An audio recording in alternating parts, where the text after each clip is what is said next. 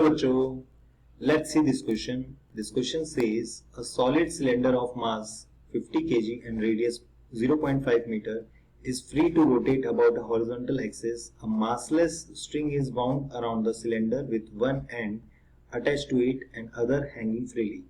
The tension in the string required to produce the angular acceleration of 2 revolution per second square is.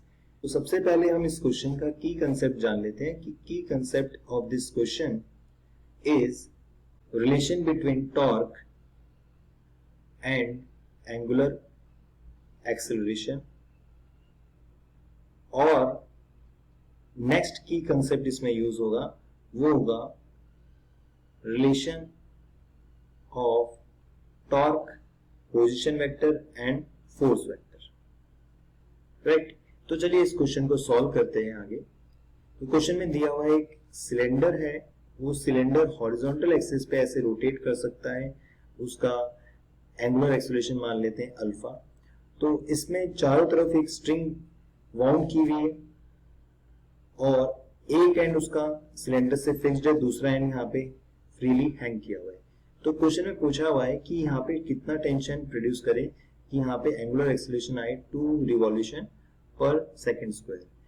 तो पहले बच्चों इसको radian पर second square में convert कर लेंगे। तो 2 एक रिवॉल्यूशन में हमारे रेडियन होता है 2 पाई रेडियन, तो ये आ जाएगा हमारे पास में आंसर, अल्फा का वैल्यू आएगा 4 पाई रेडियन पर सेकंड स्क्वायर।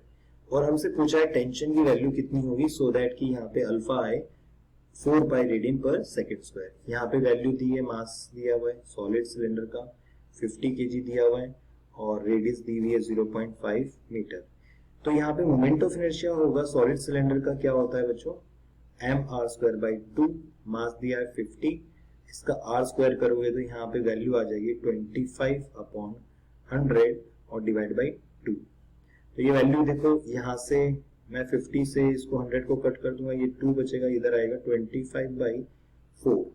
ये आ जाएगा हमारा मोमेंट ऑफ इनर्शिया, राइट। तो चलिए इस क्वेश्चन को आगे नेक्स्ट स्लाइड पे सॉल्व करते हैं। तो हमारे पास में आई आ चुका है 25/4 kg मीटर स्क्वायर। और अगर देखोगे कि सिलेंडर पे जो जो फोर्स लग रहे हैं, एक तो यहाँ पे टेंशन टी लग रहा है स्ट्रिंग पे, और यहाँ से इसको इसके अबाउट वो रोटेट कर सकता है, यानी ये जो एक्सिस है वो क्या है हमारी, ये हमारी एक्सिस है फिक्स्ड एक्सिस। देखो अगर फिक्स्ड एक्सिस होगी तो यहाँ पे हिंज फोर्सेस भी लगेंगे और इसका वेट भी mg इधर लग रहा है, लेकिन उसका जो टॉर्क होगा mg का और टॉर्क होगा हिंज फोर्सेस का, वो क्या होगा, दोनों का 0 होगा। क्यों होगा, because these forces are passing through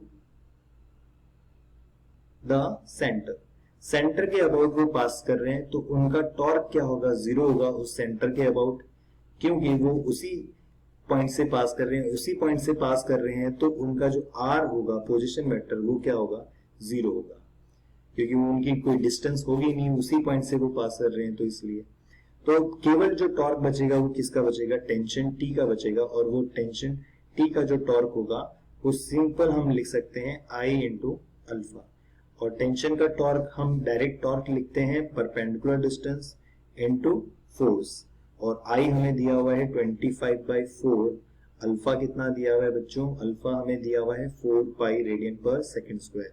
तो यहाँ पे फोर्स की जगह हम टेंशन यूज करेंगे, और परपेंडिकुलर डिस्टेंस बच्चों यहाँ पे दिख ही रही है कि इसकी इस टेंशन की ये लाइन ऑफ एक्शन है, और यहाँ से ये परपेंडिकुलर डिस्टेंस आएगी अपनी, वो कितनी आएगी, r आएगी, करेक्ट। तो परपेंडिकुलर डिस्टेंस हमारे पास में r है, टेंशन t है, और ये आ जाएगा 25/4, और ये 4 कैंसिल भी हो जाएगा, तो ये आएगा 25 पाई, और t आ जाएगा 25 पाई अपॉन r। r कितना है, 0.5 है, तो इसको लिख देंगे हम 50 पाई न्यूटन।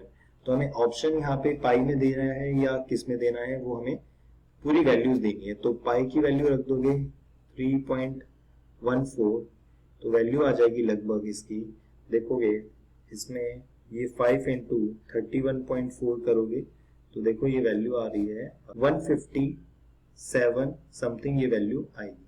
तो हमारा आंसर हो जाएगा fourth option. I hope this solution is understood to you. Thank you so much. All the best.